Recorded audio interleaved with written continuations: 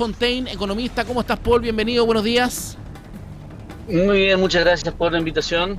Bueno, estamos tristes por la pérdida de Colo-Colo. Colo-Colino, usted tomo y Sí, lomo, ¿ah? exactamente, fue muy lamentable, ¿eh? Buen partido, pero el resultado no se dio. Paul, no, estamos acá para hablar de economía, ¿cierto? Para ir conociendo también tu visión como empresario y economista de lo que está pasando en la Comisión de Hacienda, lo que está pasando en el gobierno, lo que está pasando en el debate del país. ¿Qué está pasando? ¿Nos hace bien esta ley de reconstrucción? ¿Nos hace bien para el crecimiento económico? ¿Realmente crees que podríamos generar empleo con esto que pretende hacer el gobierno de José Antonio Kast? Yo diría que esto tiene como de dulce a gras. Hay ciertas medidas que claramente son buenas, que hay algunas que yo creo que son innecesarias y generan un roce y una animadversión bastante grande. Por ejemplo, las medidas que no van a fomentar empleo ni nada y generan animadversiones, bajar las contribuciones de la primera vivienda a mayores de 65 años.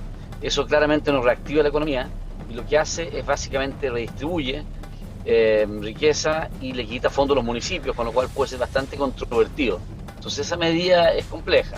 Después tiene otras medidas, por ejemplo, como el subsidio al empleo, que están viendo si lo cuotan a las mujeres, a los menores, que sí va a tener un efecto en el empleo positivo, pero es bastante caro. Pero más que un subsidio, Paul, ese es un crédito fiscal. Eso uno le cuesta entender por qué el gobierno elige como medida el crédito fiscal más que el subsidio directo, que no es lo mismo. Yo lo que entiendo es que es una manera de entregarle recursos a la empresa vía bajar los impuestos que pagan, ¿no es cierto?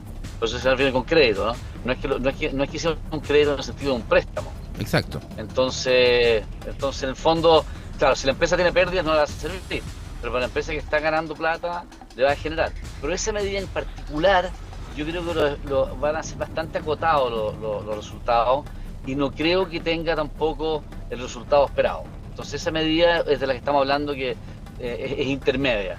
Las que sí van a favorecer la creación de empleo va a ser la reintegración tributaria, por ejemplo, que va a lograr que sea más atractivo invertir en acciones chilenas, con lo cual como se invierte más en acciones chilenas, el costo de capital baja y las empresas van a poder acceder a un financiamiento más amplio en el mercado de capitales y eso debiera reactivar y aumentar los empleos. Después bajar todo lo que son los temas burocráticos para hacer inversiones, que ya han liberado, entiendo, más de 20.000 millones en proyectos. Eso claramente reactiva y además hay un consenso de eso. Bajar la tasa de impuesto corporativo de las empresas va a tener algún impacto limitado, pero entiendo que había un acuerdo, incluso el gobierno anterior estaba pensando bajarla al 24% por medio de la OCDE. Con lo cual, en ese sentido, hay esas tres medidas, yo creo que son importantes, al igual que eliminar la ganancia de capital, la compra-venta de acciones, también es un aporte al mercado de capitales. Y un mercado de capitales más eficiente incentiva las inversiones, el crecimiento en una economía. Pero Paul, estamos con Paul Fontaine, cierto economista y empresario, hablando sobre las medidas que se están tomando en esta ley miscelánea de reconstrucción. Uno te escucha hablar, Paul, y uno va analizando, y todas las medidas, si tú te fijas, la rebaja al impuesto, ¿cierto? La misma rebaja las contribuciones a mayores de 65 años en su primera casa o en alguna de sus casas, ¿cierto? El mismo tema de lo que estábamos hablando, del tema de la bolsa, ¿cierto? Van apuntadas a un sector económico. Es por eso que lo que la izquierda llama a esto la reforma de los súper ricos. ¿Cuáles de las medidas que ha presentado el gobierno crees tú que puede realmente beneficiar a la clase media? Porque que es donde somos la mayor parte de los chilenos, ¿cierto? Porque hoy día uno mira esta ley y claro, como que le empieza a encontrar razón a la izquierda cuando habla que es la ley de los súper ricos. Mira, lo que hablamos, lo de las contribuciones claramente es un error, porque las casas están exentas hasta un cierto valor de como de 100 millones de pesos. Exacto. Con lo cual, esa claramente, en mi opinión, no debería hacerse. Segundo, no es que favorezca a los súper ricos, porque están orientados a los sueldos más bajos, pero esa medida del crédito, como se tuvo el subsidio a la contratación de esa persona, esa sí va a la clase media y baja en general, pero es muy cara, así que no sé si es una buena medida. La baja de impuestos a las empresas, en mi opinión, efectivamente favorecen bastante más a los súper ricos y la considero innecesaria, pues los proyectos que va a incentivar van a ser proyectos marginales. Un proyecto que no se hacía con 27 y se haga con 23 es bien cuestionable, pero sí va a permitir a la empresa ganar más dinero. La reintegración tributaria es bastante buena porque ayuda mucho al inversionista promedio de la bolsa que tiene plata invertida ahí, que va a poder, digamos, sacar más beneficios a sus inversiones. Entonces esa yo diría que no está orientada a los súper ricos y sí reactiva. Igual que eliminar la ganancia capital, los súper ricos son dueños de un porcentaje alto de sus empresas y no las venden.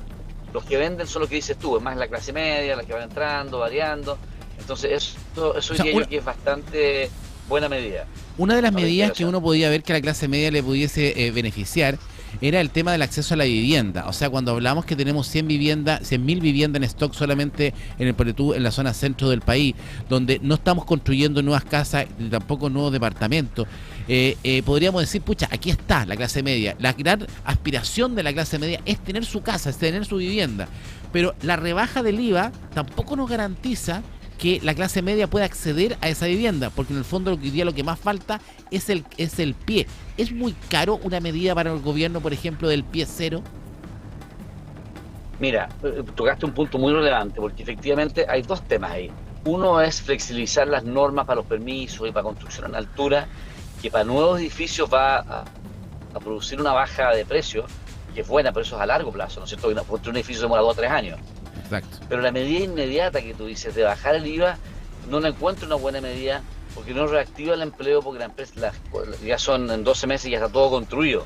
Entonces eso también puede favorecer más al empresario dueño de esas viviendas que a la clase media. Y respecto al pie, en Estados Unidos existe algo bien interesante que se llama Fannie Mae, que son unas agencias que avalan los créditos hipotecarios de ciertas personas de cierto monto. Y tal vez eso se podría hacer, aunque en una cierta medida se hizo con esto, hasta las 3.000 UF ya se ha hecho una especie de garantía para esto. Sí, se hizo y también como una rebaja de la tasa monto para que, exacto, justamente rebajó la tasa por eso mismo, el FOGAE, todo eso. Entonces se podría ampliar el monto para que tú, en vez de 3.000, a lo mejor llegar a 4.000 o 5.000 UF, para que llegue un espectro más grande. Encuentro esa medida bastante mejor que la rebaja de IVA. Ahora, Paul, cuando uno te escucha hablar, ¿cierto? Y escuchamos a muchos economistas y escuchamos, por ejemplo, al Consejo Fiscal Autónomo, que acá muchas de estas medidas no están apuntando ni al crecimiento directamente ni tampoco al empleo, sino que a favorecer quizá a un grupo muy menor de la población, el 1%, ¿cierto?, de los grandes empresarios. Pero cuando uno habla del manejo fiscal, de la billetera fiscal, ¿qué tan relevante es tener un equilibrio fiscal para un país, ¿cierto? Porque dice, Chile nos dejaron el país en quiebra, dijeron en su minuto, nos dejaron endeudado. ¿Hoy día Chile tiene capacidad de más endeudamiento para aguantar un déficit fiscal o no? Mira, una cosa es que lo pueda tener, y yo creo que sí lo tiene, pero otra cosa es que sea conveniente seguirse endeudando, porque siempre es bueno dejar alguna holgura por si hay una contingencia como la crisis asiática o esta misma crisis del petróleo ahora, que se ponga más complicada y haya que meterle mano al bolsillo para estabilizar la economía. Entonces no encuentro prudente aumentar el déficit fiscal, y por eso las medidas que hablamos, por ejemplo, como el IVA a 12 meses, el subsidio al empleo, y esas medidas y la contribución a la primera vivienda, que es mucho dinero, especialmente en comunas ricas como Vitacura, Las Condes, Los Barnechea, seguramente Viña del Mar, son medidas que aumentan el déficit fiscal de mi manera de ver ineficiente e innecesaria. Ahora, cuando tú eres empresario, también eres economista, cuando tú miras el desarrollo del país y el beneficio para un empresario, para un pyme, ¿cierto?, ¿qué es lo que debiésemos esperar hoy día de una reforma del gobierno? ¿Qué nos gustaría ver en esa reforma que hoy día no está? Mira, yo diría que acá los temas bien importantes que están parcialmente es la reintegración tributaria, ¿no es cierto?, a todas las empresas, la cláusula pymes, que permite efectivamente a las empresas hasta cierto monto tributar con una tasa especial, que entiendo que van a ingresar a ese proyecto. Sí, y va a quedar en 12,5. O sea, de hecho ayer el senador Lonton nos prometió que era condición sine qua non de Renovación Nacional que la tasa se mantuviese en un 12,5 y no subiera al 21-22 que quería Quirós. Eso yo creo que es relevante para las pymes del país y para descentralizar la economía, para que no se produzca todo el crecimiento de las empresas grandes. Incluso yo creo que para las pymes hay una ley que puedes bajar a la mitad la tasa si es que reinviertes. Para las pymes yo les permitiría bajar, si reinvierten, incluso no pagar, para que puedan reinvertir completamente, para lograr que las empresas más chicas del país y medianas también crezcan más en la medida que reinviertan. Ahora, la mirada tuya del manejo de Quirós en el fondo, porque quizás lo que quiere hacer Quirós está bien, va en la línea correcta, pero quizás la forma no es la adecuada. ¿Crees que podría haber otra forma de efectivamente lograr lo que se busca, que es bajar el déficit fiscal y meterle máquina y meterle rapidez a un crecimiento económico? Mira, una medida que yo creo que sería bien importante que el gobierno tomara para controlar el déficit fiscal es hacer un plan de retiros voluntarios grande en el Estado, pagándole bien a los empleados. Porque claramente con toda la automatización, la modernización y lo que está muy en boga ahora como la inteligencia artificial, se puede bajar bastante la cantidad de empleados y mejorar el servicio. Entonces esa medida yo creo que permitiría bajar sustancialmente el déficit fiscal. Yo creo que se podría rebajar. Hoy en día hay más de 1 millón de empleados públicos, más empresas públicas, digamos, a sobre 1 millón y cerca de 1,5 millones de empleados. Y eso se podría bajar sustancialmente en por lo menos 200.000 empleados de un retiro voluntario agresivo, para no llegar a tener que despedir a la gente, sino que decir, por ejemplo, a todos los que tengan 60 años o más se les ofrece un plan generoso de retiro voluntario, manteniendo, no sé, las cotizaciones en la AFP, su seguro, cesantía, y eso yo diría que sería una medida muy importante. Yo no sé si el gobierno la está considerando. Nunca la había escuchado, Paul. No había escuchado esa medida, porque claro, nos permitiría dos cosas. Uno, sacar parte importante del costo fijo del Estado, y eso también le permitiría al gobierno reducir su grasa, digamos, que siempre se le ha criticado, ¿no? ¿Por qué crees tú que eso no lo había escuchado en ninguna parte? Bueno, yo mandé una carta al Mercurio de esto hace como 1 mes y medio atrás, ¿ya?, que la publicaron diciendo esto mismo, y luego le oí que habían triplicado los planes de retiro voluntario. Pero el problema no es triplicar, hay que aumentarlos a todos lo que quieran en las empresas públicas y en el Estado, y esto significaría un gasto de plata más importante, ¿no es cierto? Yo había estimado que puede ser hasta 2.000 millones de dólares en retiro, pero eso se autofinancia, porque se paga en 2 años, está pagado, es un muy buen proyecto. Y además lo que estábamos hablando antes, yo creo que además mejoraría la calidad de los servicios.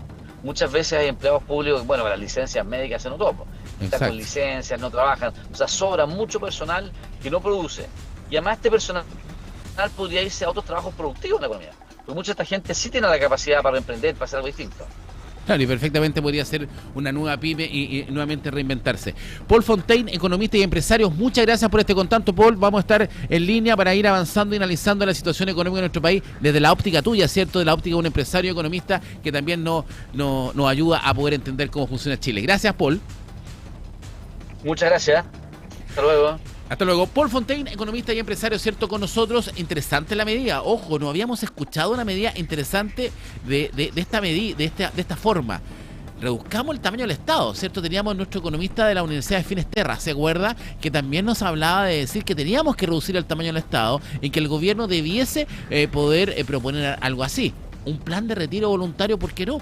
¿Cierto? Muchas personas que están en el servicio público, que quizás tienen que esperar hasta los 65 años para jubilar, ¿cierto? En el caso de los hombres, 60 en el caso de las mujeres, ofrecer un plan de retiro voluntario puede ser una solución, ¿cierto? Y una solución que además le permite al gobierno, ¿cierto? Al país, bajar su costo fijo, y es lo que se pretende también con esta ley de reconstrucción. Ahora, las medidas, todos entendemos que las medidas son bastante malas, que no garantizan el punto. Es una metáfora. Comerciales y seguimos.